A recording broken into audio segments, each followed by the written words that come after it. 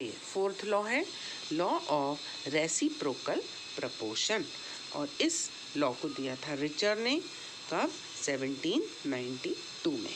ठीक है, इन्होंने कहा कि when two elements means two different elements combined separately with the same weight of a third element, the ratio in which they do so will be same or same simple multiple of the ratio in which they combine with each other।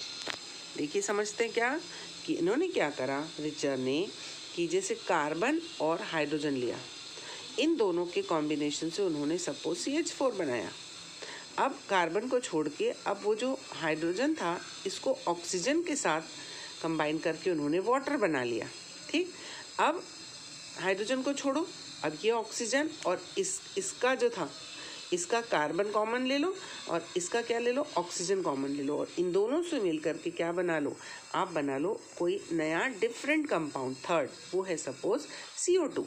ठीक है, means C और H से मिलके CH4 बनाओ, H और O से मिलके H2O बनाओ, और O और C से मिलके CO2 बनाओ।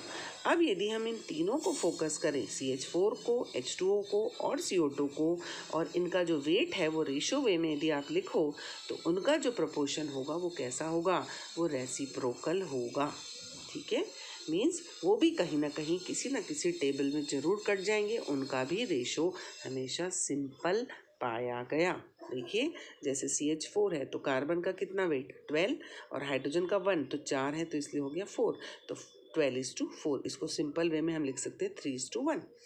दूसरा कौन सा है, वाटर है। वाटर को कैसे लिख सकते हो, हाइड्रोजन का वेट 1, 2 है इसलिए 2, और ऑक्सीजन का कितना 16, तो 2:16। सिंपल वे में लिखा तो 1:8 भी लिख सकते हो। थर्ड कौन सा था, CO2 में कार्बन का 12, ऑक्सीजन 2 है तो 16 और 16 32, तो 12:32। सिंपल रेशो हो गया 3:8। ठीक है, मीन्स ये तीनों जो हैं तुम देख रहे हो कि कहीं ना कहीं किसी ना किसी टेबल में वो जरूर आ जाएंगे, जरूर कैंसिल हो जाएंगे, तो इनका भी रेशो कैसा है, सिंपल है, और इस कनेक्शन को हम बोलते हैं रेसिप्रोकल। ठीक है, तो रेसिप्रोकल प्रपोर्शन यही हुआ जिसको किसने दिया था, रिचर ने दिया था 1792 में। तो अब आप लोग क्या करोगे, ये जो चारों लॉज हैं इनके साइंटिस्ट नेम, इनकी डेफिनेशंस और एक एक एग्जांपल्स रेडी कर लेना।